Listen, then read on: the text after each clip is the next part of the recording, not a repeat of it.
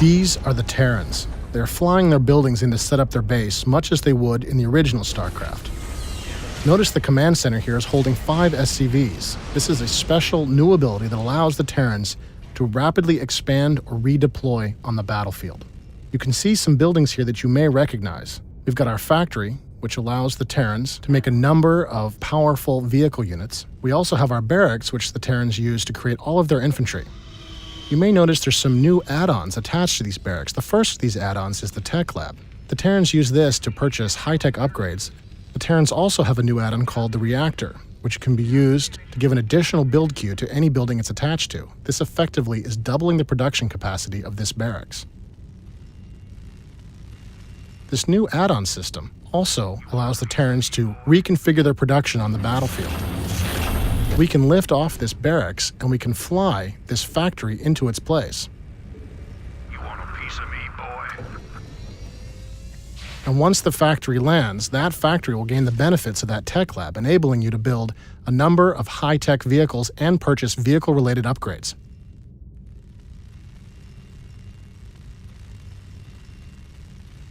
Base defenses are still very important to the Terrans. We've got our bunkers, which of course will load up with our infantry. In addition, the Terrans have a new base defense. This is the sensor tower, which the Terrans can upgrade into a radar tower. The regular sensor tower detects enemy cloakers.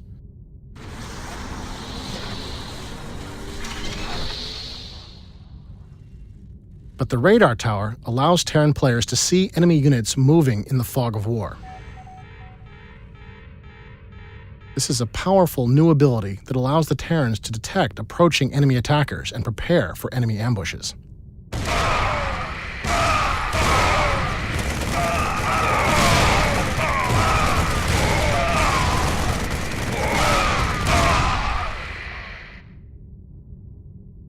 The battlecruiser is back in StarCraft 2. Battlecruisers can be upgraded to have their own special, unique mega weapon. Each battlecruiser is upgraded individually. A popular choice is the Yamato cannon, which does significant damage to single enemy targets.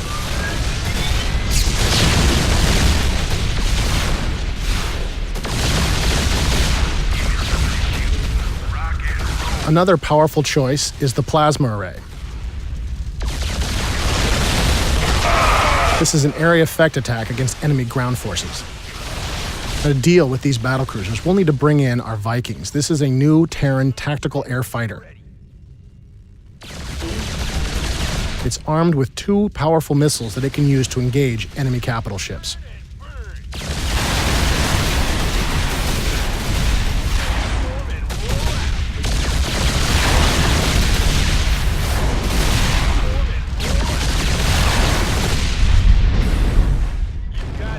The Viking can also deploy into an assault mode that allows it to move on the ground.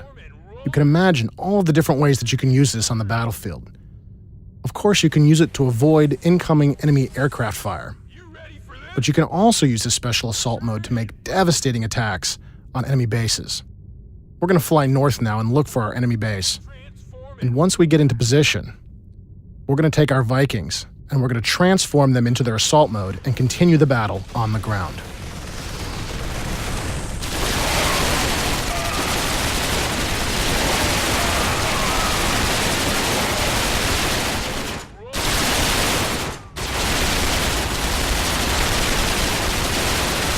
Well, the Viking is a very flexible unit. It does have some drawbacks.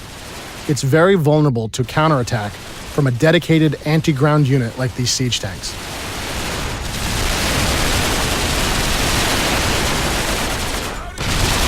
That was simply too much firepower for our Vikings to survive, and we'll be forced to transform into our air mode and move away.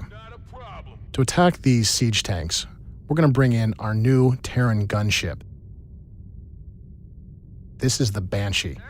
It fires a volley of rockets at enemy ground targets.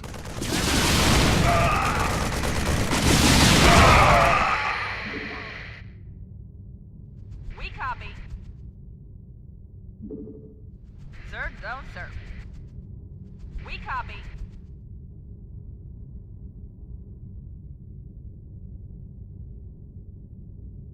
All over it.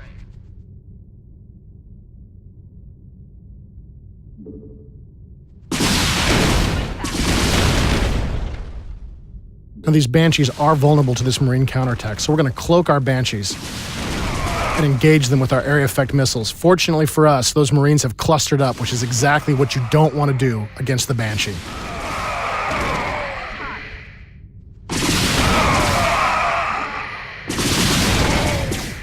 Now, the enemy has a sensor tower nearby, which is allowing him to detect our Banshees, and those missile turrets are engaging us.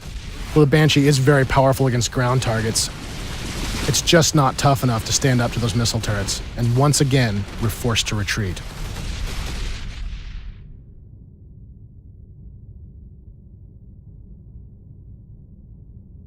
To continue this attack on the enemy base, we're going to bring in our Reapers. This is a unit that you may remember from our original announcement demo.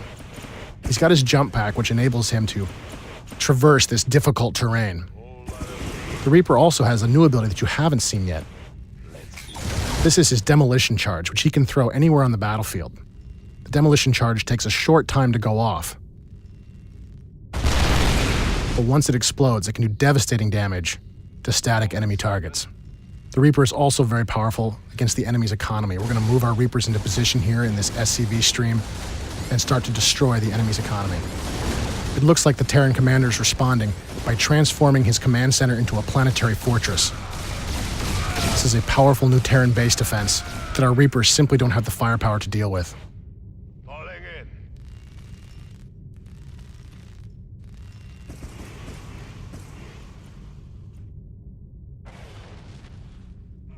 Like many Terran players, we have bases all over the map.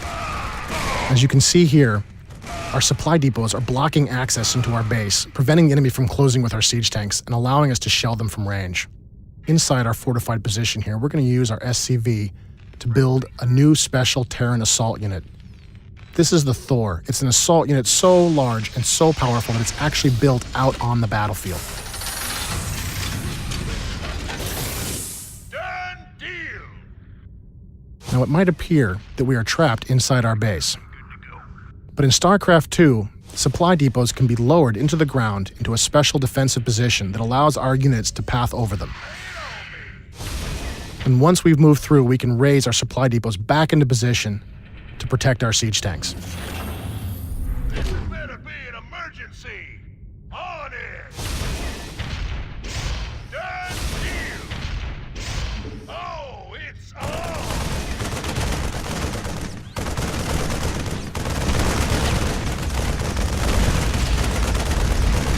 Now, you may notice that the Thor has some additional guns on his back. These special artillery attacks can be used against tough targets like this enemy planetary fortress.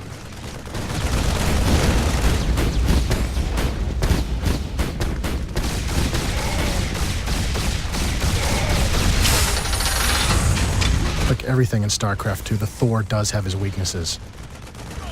This is the Cobra. This is a small, fast Terran hover tank that can actually fire on the move, and it uses his powerful railguns to batter through the Thor's thick armor. Notice the Thor turns very slowly. That's as fast as the Thor can actually turn. It makes the Thor very vulnerable to this kind of speedy attacker.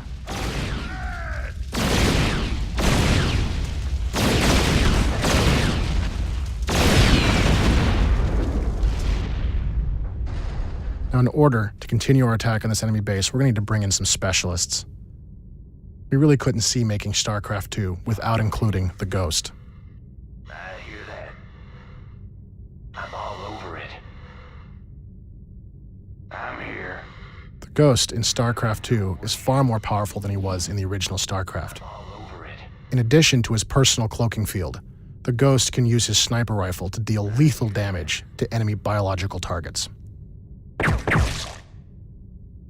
The Ghost also has access to a number of calldowns. You've already seen our nuclear weapon.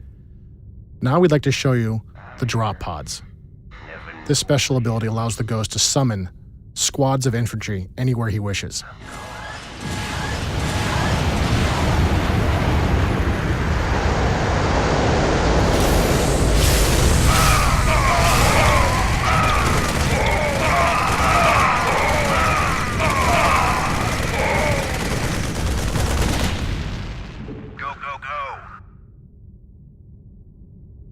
As you can see, the Terrans have a number of new, powerful units and some classic units with some new abilities.